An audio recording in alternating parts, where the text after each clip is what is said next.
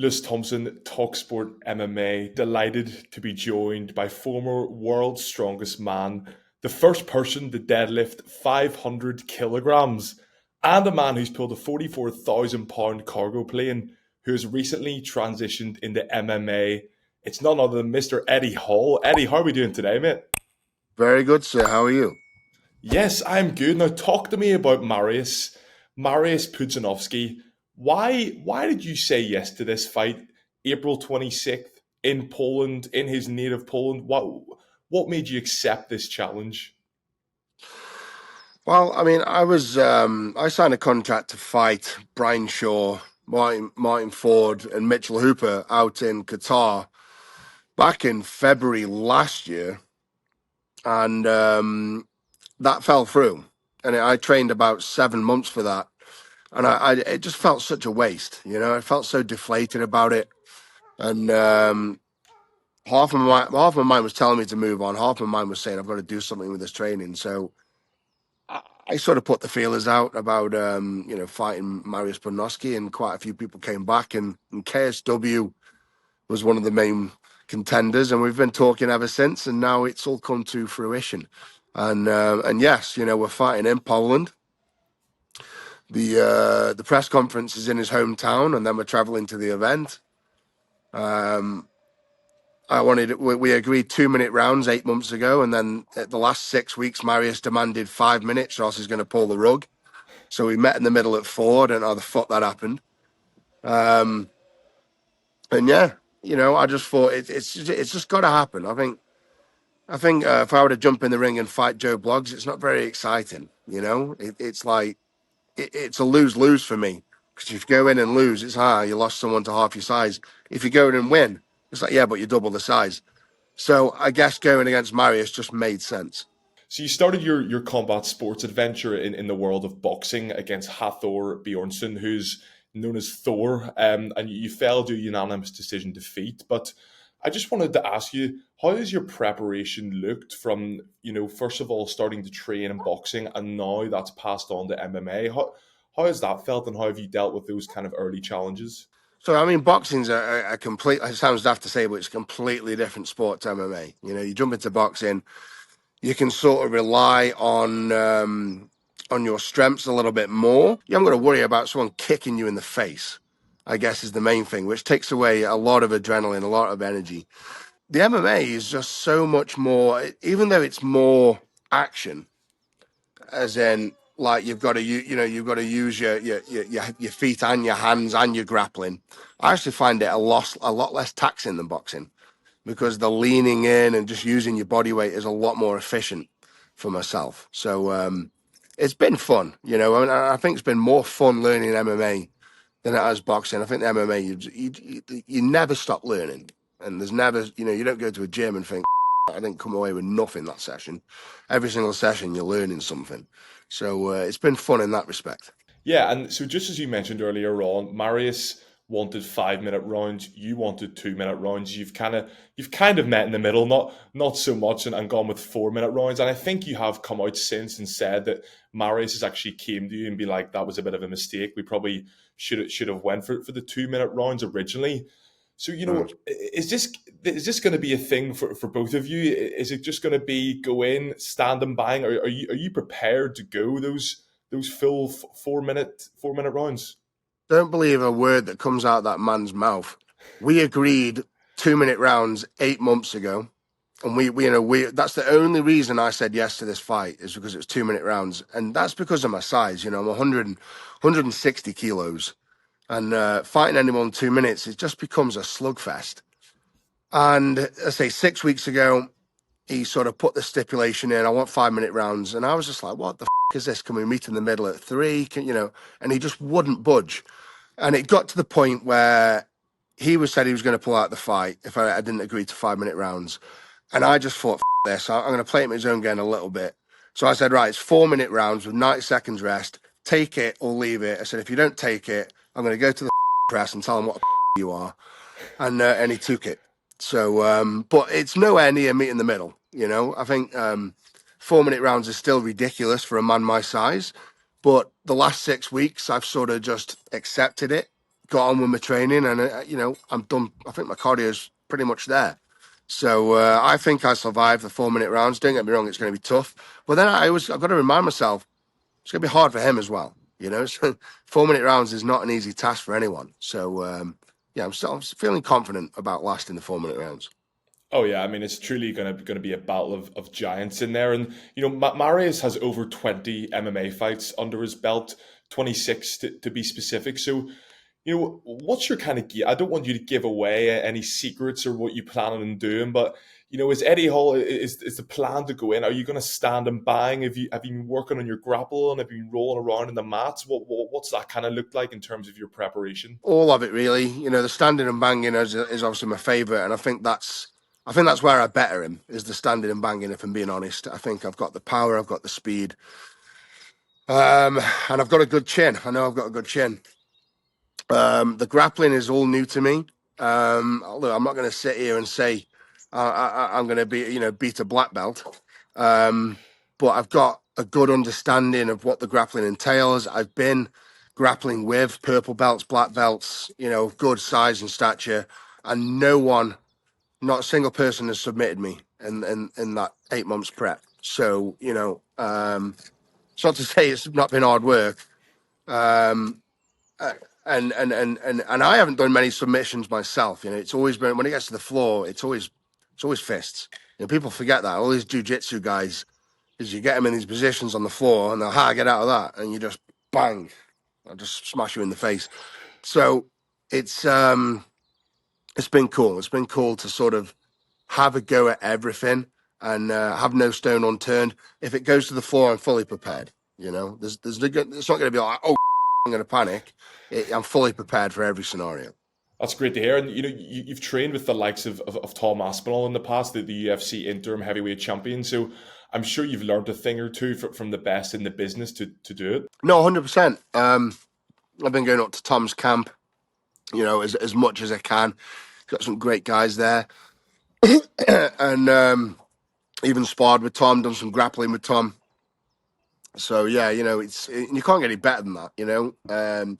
He might not be the number one in the world, but in my eyes, I think he is the number one in the world. I think when it comes down to it, so to go and hang with the best in the world has been a massive privilege, and also a very humbling experience. I'll be honest. You spar with Tom and grapple with Tom. You don't realize how you are until you grapple and spar with someone like that. Did that really humble yourself? 100%. 100%. I think going up to Tom's camp has done me a world of favors. When I was prepping for the Qatar fight, my second sparring session was at Tom Aspenol's place, and oh God, I forget his name. I'm so sorry, but he's a big Russian guy, 6'9", and he head kicked me. It wasn't even that hard, but it just landed so sweet on my jaw. I put it on my Instagram. It went viral. And that was probably, stuff like that is invaluable. And if I'd have gone to the amateur gyms, it probably wouldn't have happened, So I think going in with the likes of these pros and getting smashed in the face just teaches you to keep your hand up. Those little things, man, make the big differences. And funny you say, I remember seeing a video of yourself with Tom Aspenol trading leg kicks. Is that something you've been working on, getting those high kicks in up there? Yeah, look, I can head kick. I can head kick to someone my own height. Well, whether that's going to be any use in this fight, I very much doubt it. But yeah, throwing those leg kicks is something I thought I'd never be able to do, head kick someone myself. But I have been able to, and receiving them as well. It's like I say, you can box and get punched in the face 1,000,000 times. I would rather get punched in the face 100 times than one head kick. It's lethal. That's the difference.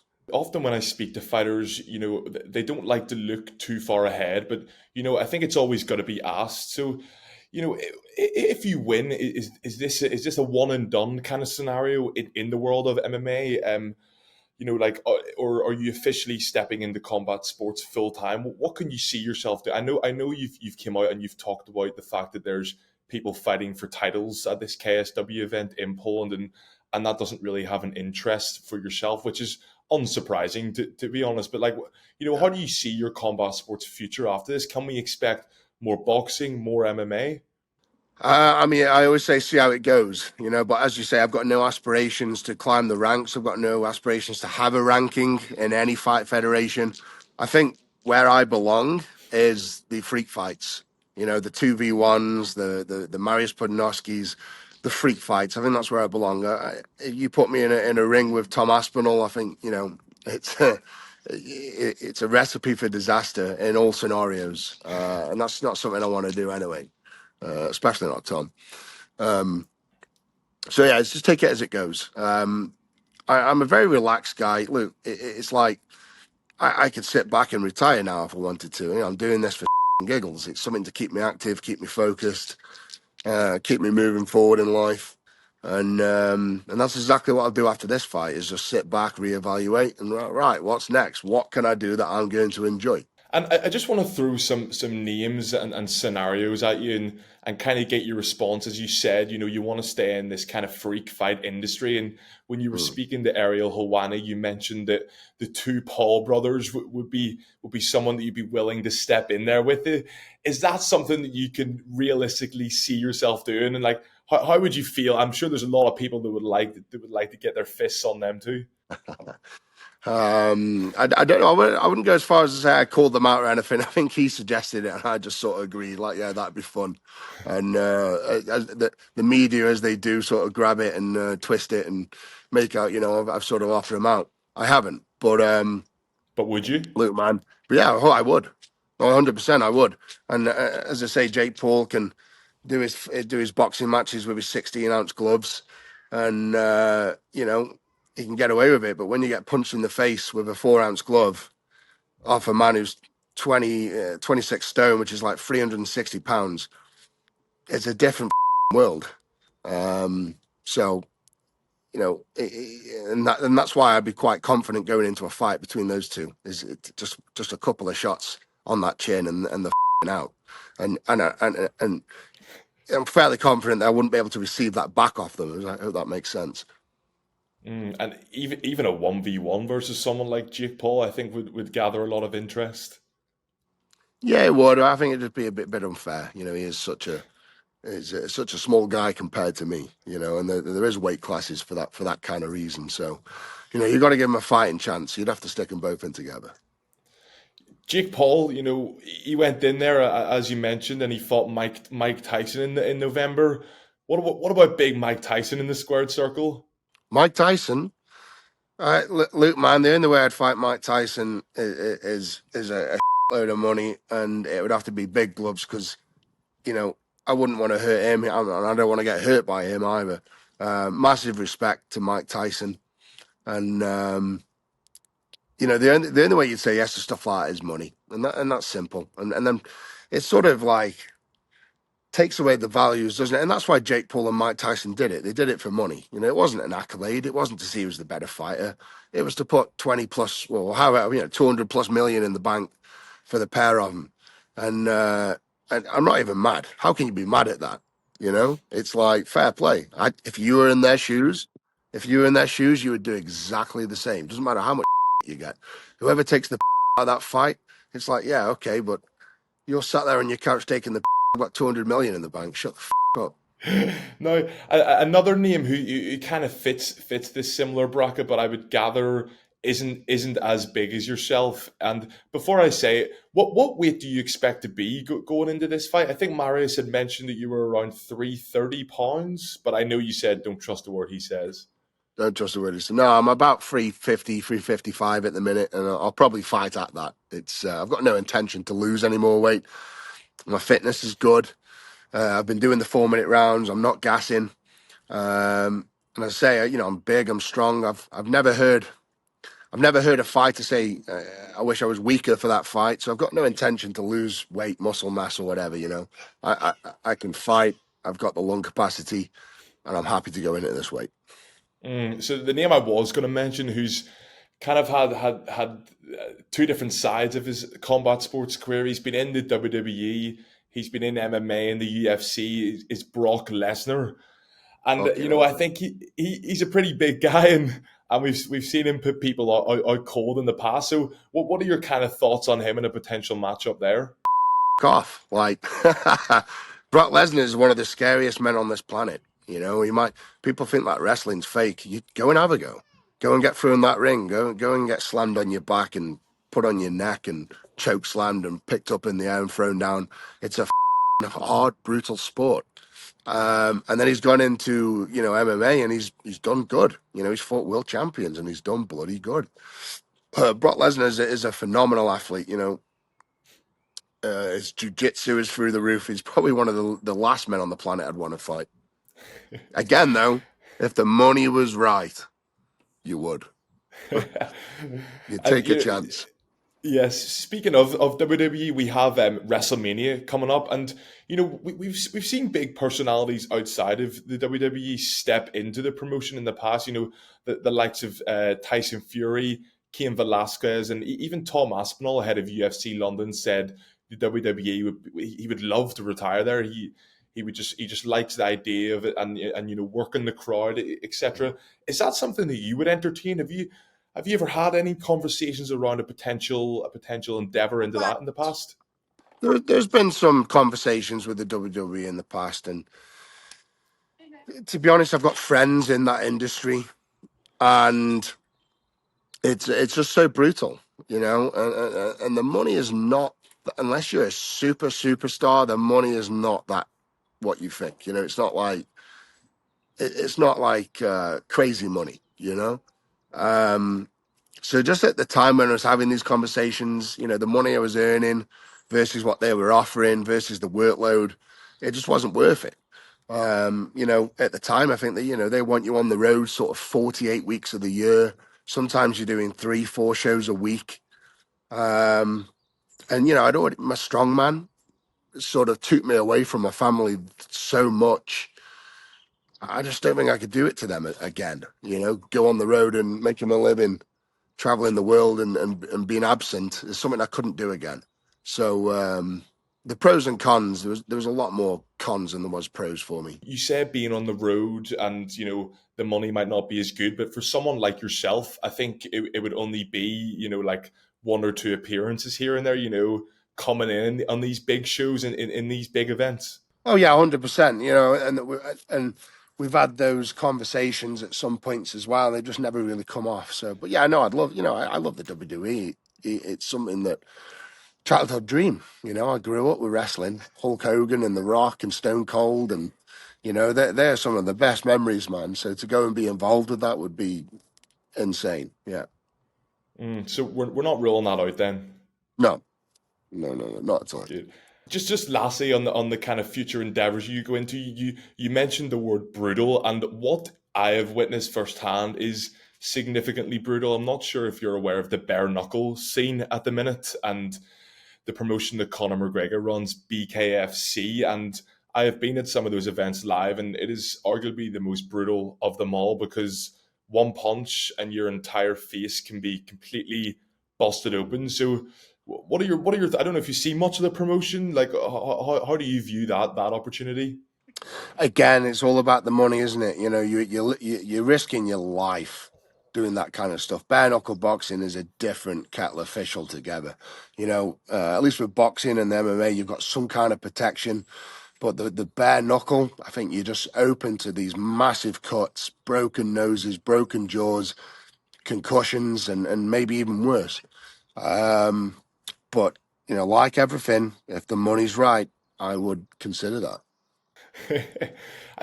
You said earlier on you've friends kind of in the industry. I don't know what your thoughts have been on Conor McGregor and running that and his kind of back and forth with the UFC at the minute. I mean, I love Conor. I think he's just a guy that's worked hard, broke the mold, made it for himself, and people might hate him, but they're just jealous. I think people that have done that and proved and showed everyone what can be done through sheer hard work and determination gets my respect no matter what. And that kind of links me in well to these final few points. And I believe I'm right in saying is you had your first strongman contest at the age of 19. And when that happened, you said that it was going to be your life goal from there on in to become the world's strongest man. And you went out there and you've done it. How does this fight in terms of, in the grand scheme of things, how does this fight rank in your personal journey? Is there a real desire to go out there and win this fight, or is it, as you've referred to previously, it's just about getting involved and doing something and the money side of things? It's a tough one to answer. That is it my world's strongest man? No, it's not. But it's almost as big as, in some ways, if we were to beat Marius, a guy that's had a quite successful 16-year MMA career, it's almost like you're gaining that success from him, So you sort of, what's the right word? It's like somebody, it's like the Rocky, isn't it? It's like Rocky going in and knocking the world champion out, and you're just taking a shot. And that's exactly what I'm doing. I'm taking a shot at something quite big, something that's quite daunting. It's out there, and I'm picking my balls up off the floor and giving it a good shot. To me, Eddie, victory in this seems like there could be a real potential future here in MMA, as you said, in those kind of freak fights. Have you had anyone come in your direction rather than you approaching others in terms of anyone else you could step in there with down the line? There's been loads of people reaching out, loads of federations with different fighters. Thank you, darling. What kind of federations? I mean, all the nutcase ones, the PFLs, the Fames, a few others. So I can't really remember the names, but just like these freak federations. And that's exactly where, they understand the assignment, they see the appeal. People want to see a world's strongest man get in the cage and pit people up and power slam them and chin them. And, it's like that 2v1. It was fun to watch. It was fun to be a part of. It was fun to watch. And that is, people want to see, people want to be entertained. Sometimes those title fights are great, but sometimes they just get a bit repetitive, like Usyk's defended his title for the 4th time, 5th time, 6th time. You just get people want to see different, The PFL have come to you and they've said we want you to fight on a card. They've been hosting these super fights, as we've talked about, with the likes of Francis Ngannou getting involved. What have those kind of conversations looked like? Very short and sweet. I say I'm not even sure if PFL were one of those, but it's those kind of federations, that the Fame MMAs, those kind of people, and they are just idea throwing. And so far, nothing has been of interest. I think the main one that caught my attention was Mariusz Pudzianowski. As soon as I heard his name, I was like, that just makes sense. I think another one was Bob Sapp. I mean, the guy's a bit old now. But again, it just made sense. He's just a giant of this world, and those are the kind of fights I want to take. What do fans still not understand about Eddie Hall, the fighter? I mean, you had a really interesting interview with KSW, and you talked about your early struggles with alcohol, and I think you said you were nearly a full-time alcoholic at the age of 13 before your mum kind of said, like, what's going on, Eddie? And then that's how you found your love for becoming a world's strongest man. So I don't know, are there any kind of stereotypes out there that maybe annoy you, things that go on in the media that you just want to shake off? I mean, not particularly. I mean, you get stereotypes being a big guy, being a big muscly guy. People stereotype you as aggressive and road rage and whatever else. And I think I want to break that stereotype. As yes, those people do exist, but I'm a character. I'm somebody that's made his living from making videos, making people laugh. But you've got that switch, Everyone's got that switch, and I guess I think growing up with 2 older brothers, every day was a fight. I can hand on heart say, I don't think there's one day that went by in my childhood where I wasn't punched in the face and I punched someone in the face. I can honestly say that. It was like that kind of upbringing. And adulthood took me away from that, getting a job and wife and house. It sort of pulled me away from that. So I think secretly deep down, sort of bringing myself back into that world it's been nice. Being able to punch someone in the face again is bringing back some good childhood memories. And you're allowed to do it this time. You're allowed to punch someone in the face. It's legal Exactly, in that yeah. sense. Well, Yeah. has it been? Do you think it's more the physical side or the mental side that you're kind of having more struggles with at the minute? I would say it's a mixture between both physical and mental. You know, it's very physically demanding. Fighting is. It's not as easy as people think. I know people that are very fit. You know, can run marathons, can swim, can bike. Put them in a cage for 2 minutes, and they are absolutely gassed. So, you know, physically it's very demanding, and mentally, you know, I mean, if there's anything worse of being in the cage, literally breathing out of your hole 3-4 minutes into a round, and someone's trying to punch your face off. I don't think there's anything. Can you think of anything worse than that? So mentally, it's very demanding as well, and I guess that's why, you know, sickos like myself kind of enjoy it.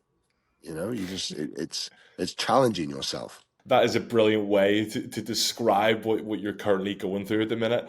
Eddie, just very last question, and I know you're a busy man, and I'll let you go after this, but if you could give me a prediction for this fight and an ideal what's next in terms of your career, in terms of the rest of this year, how it looks, what would that be, starting with the prediction? Man, I hate doing predictions, but, you know, I'm there to win. I'm not there to just take money and walk away. I'm there to punch him in the face as hard as I can and get that win bonus. You know, that's what I'm there for.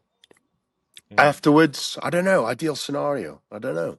You know, another 2v1 fight. Maybe me and Marius team up and we go 2v4. I don't know. But I just want to do fun. You know, I want to challenge myself. I just want to do fun stuff in my life. On AM, on DAB, via the talkSPORT app, and on your smart speaker. talkSPORT.